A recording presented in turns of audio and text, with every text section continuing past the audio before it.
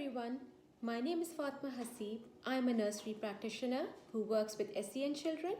I'm based in London and I have a qualification in autism and counseling skills. In this video, I will be giving a short introduction about autism and then we will talk about some famous personalities suffering from autism. Autism spectrum disorder, or as we call it ASD, is considered to be a very complicated disorder which affects a person's communication, personal social and emotional development, imagination, and their overall behavior. Autism is referred to as spectrum disorder because there is a wide variation in type and severity of symptoms people experience.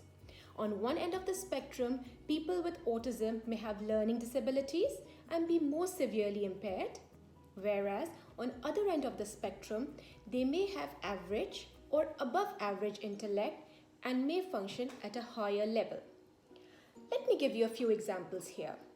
First and foremost, we will talk about Albert Einstein, perhaps the most famous scientist and mathematician in history. Einstein had a number of interesting and possibly telling characteristics. For one, he had trouble socializing, especially as an adult.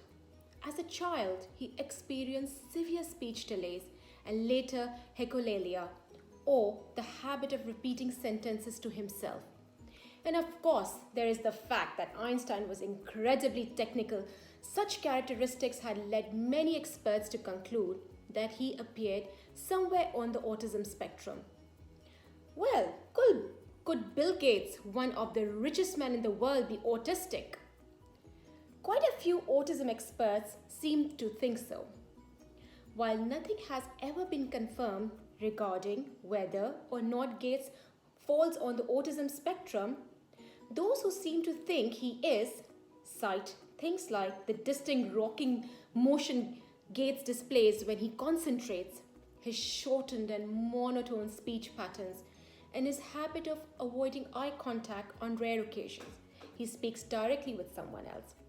These are all common characters of those on the spectrum, and the evidence that Bill Gates may be autistic is quite persuasive.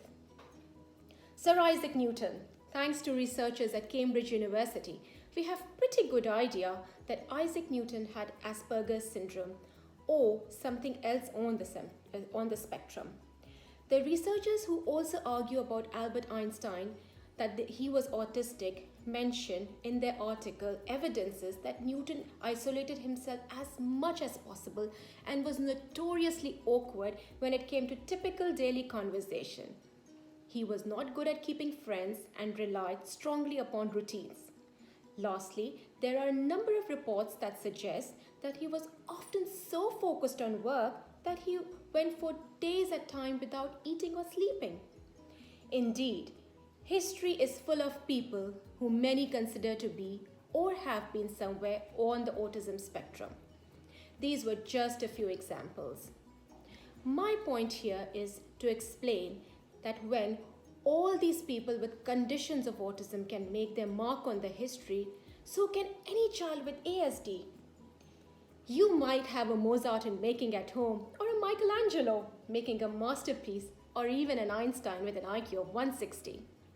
But the key to it is early identification and acceptance. The signs of autism appear as early as 18 months. It is important that parents acknowledge it and start the treatment as soon as possible. I myself have observed that mostly the parents of children with any developmental delay are in denial, which is very natural considering how difficult it is to see your child being investigated for a disability. However, with the rising diagnostic rate of 1 in 59, it is vital to have support and programs sufficient for individuals on the spectrum. Early diagnosis helps them impact their brain better as the plasticity is more distinct during early years of life. Autistic children are dexterous, extremely skilled, and are capable of achieving whatever they put their mind towards.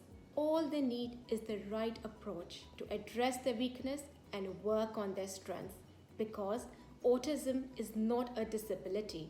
It is a different ability, and together we can work on these abilities. Thank you for taking out the time to watch my video. You're welcome to ask any questions related to autism. My links are in the description box below.